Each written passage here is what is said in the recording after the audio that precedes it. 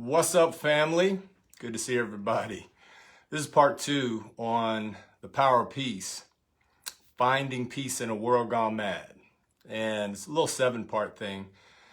And I was thinking this morning that, it's rare when you see a really peaceful person. And every now and then in today's world, you come across somebody and they've just got a peace about them, just a glow. And it's so encouraging, but it seems less and less frequent. And I think this world is squeezing everybody. And what we're being bombarded with in the news and our social media and just the chatter with all that's going on, it's stealing our peace. And I believe that peace is our natural state. We come from perfect peace. And then our entry into the world is fairly violent. It's groans and screams and blood. And then back in the day, the doctor would smack you, to wake you up. So welcome to the world, smack. And then it's a journey from there. And everything that we experience and the people that we come across, they affect our peace. And for me, I believe that life is about remembering where I came from and where I'm headed, and trying to get back to that peaceful state that we see some people attain. And however you believe is the way to get there, that's on you. But I do believe it's possible. So I'm just trying to throw out some things that have helped me, because, years ago, I lost my peace. And, but anyway, today, there's a lot of things. Last week we were talking about how finding peace is an inside job, and that we reach for things outside to heal a place that can only be fixed on the inside. And this week I want to talk about how other people are stealing our peace. Because today I think people are burning a lot of valuable energy, really just getting agitated, irritated, and downright mad about how other people are behaving, and what they're saying and what they stand for, whether it be in politics is a huge one, but also the race issue. I believe there's kind of class warfare going on. It's always been that way, the rich against the poor, the haves and the have-nots. And man, it's a time of turmoil and madness. And that there's a place inside that is very, very peaceful. It's just covered up. There's this golden ball of light, which we call the soul or the self. And it's perfect, and there's no fear. It's never offended. It always lives in a state of peace and love. It's not judgmental. It's not bigoted. It's not racist. It's not rage. It's this beautiful God stuff that glows inside of every one of us. And the key is to find that ball of light in the other, because it's covered up.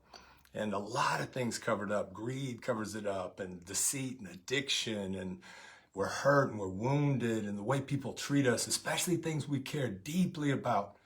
And so I'm not saying these are small things. Those on the right, I believe they have really, really good, compelling reasons for why they believe what they believe. And those on the left, they have just as strong, compelling story that got them to where they stand and what they believe. And so both sides are really dug in, and I'm seeing just this divide. And yet all of us have that true self. We're all made in the image of the Creator. It's about finding that thing.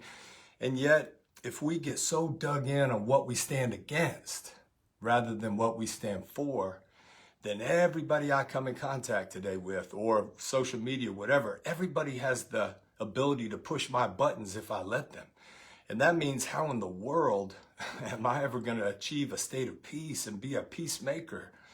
And blessed are the peacemakers. They should be called sons of God. How am I going to get there? I can't give something I don't have.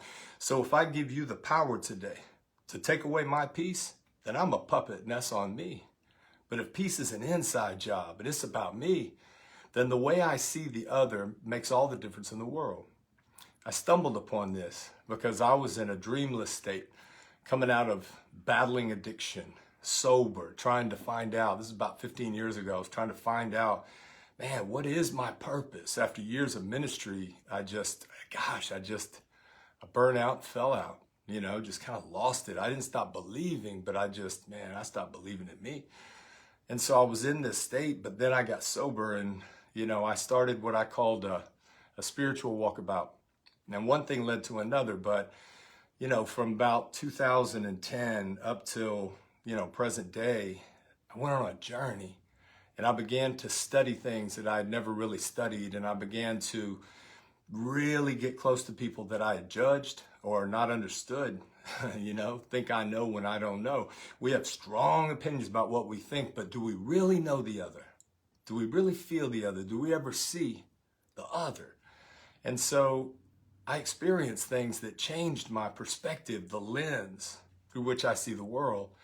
And I went into ashrams, and I went into temples, and I went into synagogues and mosques and a sweat lodge, and I sat at the feet of gurus. Went up into the hills of the Cumberland Gap and spent 4 days with a rock star guru named Sadhguru from India, and changed my life. I went and spent time in a mosque in a dangerous prison, and I was invited in, and I experienced Jummah, that day of prayer, and that was a sacred thing for a non-Muslim to be invited into that place. Man, I experienced the medicine man and found out why the shamans, and the medicine men, these traditions and spiritual rituals. I walked with the Hindus. Man, I dove deep into Buddhism, became the Buddhist, right? Hung out with beautiful Muslim brothers in prisons across America and became the Muslim. Paul said, I've become all things to all men so that I might win some. And isn't that what we're trying to do? We're trying to win people over to what we care so deeply about. But shouting at them and challenging them only digs them in further and me into my position. And so as I went out and, became the Jew, and I was embraced by the beautiful Black culture, which was one of the greatest blessings of my life. Over the past decade, I've been the minority in the majority of my work. I'm usually the white guy. And man, I was embraced, and I found a culture that there's so many things that I envy and that I wish that my culture had. I mean, beautiful things that I learned, and I experienced things that you can't read in a book. And you can't just sit down at the table and have a good discussion and talk about race, and then all of a sudden it changes you. No, you got to immerse yourself in the other.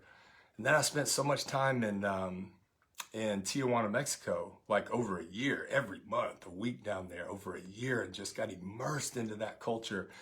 And I discovered things about that beautiful Latino culture that I envied and that I wanted, for my culture. Just how festive and hospitable and how encouraging and loving these people of white, black, brown, red, yellow, all the beautiful colors. The differences are the good stuff. And I started to walk with them. I spent so much time in prisons, 100 prisons and jails and detention centers and rehab facilities and homeless shelters. I spent so much time there that I was able to become the homeless and see their beauty and be transformed by their journey and be so grateful, but have friends, not just throw a couple bucks to a guy under a bridge, but really sit down and have a talk, become the other. But I spent so much time in those prisons. To the convict, I became a convict. I didn't have to get, cuffed and brought in the back, but I was able to go in there and get immersed into that culture and be adopted, and a made man with them. And so I felt them, and they taught me things. It even changed the way I looked. My hair got longer.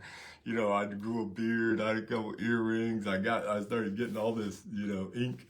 And so, I was wearing steel-toed boots. It's like I changed from conservative dude over the time to man, hanging with these gangsters that changed my life. They weren't who I thought they were.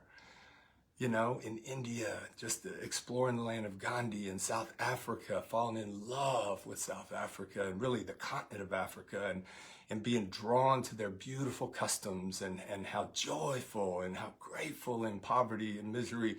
And it inspired me and it changed me. And so all those things, it wasn't like I'm going to go do this, because I'm this or that. It was, I just kept going where I was invited and being fascinated.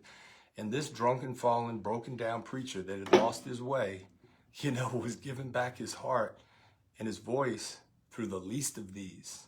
And here's what I'll leave you with.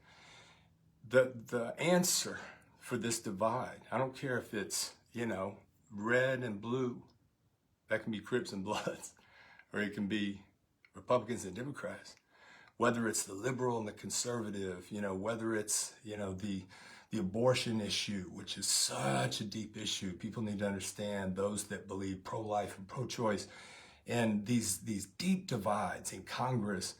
The answer is that we've got to become the other, not just sit down and have a talk and debate and try to change one another's minds. But if we're not willing to walk a mile with those who oppose us and those that we don't understand, that we judge, if we're not willing to walk a mile, then shame on us. That's just like, I'm not even trying to learn about you. I'm thinking I'm better than you, and I think that you're wrong and I'm right. And who gets to say that? Man, I can't judge the other politically or think I know those people, racially or whatever it is, or the gender issue. Man, become the transgender person. Feel them. Understand that they got good reasons that brought them to whatever it is they decided. And so now's a time for reconciliation and not judgment. Hate and judgment happen at a distance. Compassion and maybe empathy, which is transformative, happens up close and personal. So today, I pray that you'll see the other in a different way. In a divided nation, that you start seeing the other and really try to walk a mile with them and understand. Ask questions today and listen and pause before responding. So anyway, I could go on and on. It's deep in my heart, but I'm a knucklehead, but God loves knuckleheads. And he started showing me things. And, for those that are wondering, I'm a preacher too, and God gave me a new pulpit, in prisons, and a new congregation, in these wonderful places. But with all of that journey around the different faith traditions and religions and studying science, and I came back more in love with the one I follow than ever before. That carpenter from Nazareth, that I've never seen anything like it. And he said, whatever you do for the least of these brothers of mine, you do for me. To the hungry, the thirsty, the sick, the naked, the stranger, the prisoner, the less than. Okay, that's the day. We're looking at the other side, the less than. And they're less than me. They don't believe what I believe. They don't look like me. They don't vote like me. They don't think like me. They don't worship like me. And so the divide grows wider. Whatever I do for the least of these, I do for him. So those that claim his name, be careful how we judge. I told you I was wrapping up. I lied. So I love y'all, man. So every Tuesday at 9 a.m., I'll throw a little something out there. If it helps you, share it. But please consider it and maybe try it for a day. See what happens to your heart. Love y'all. See you next time. Peace.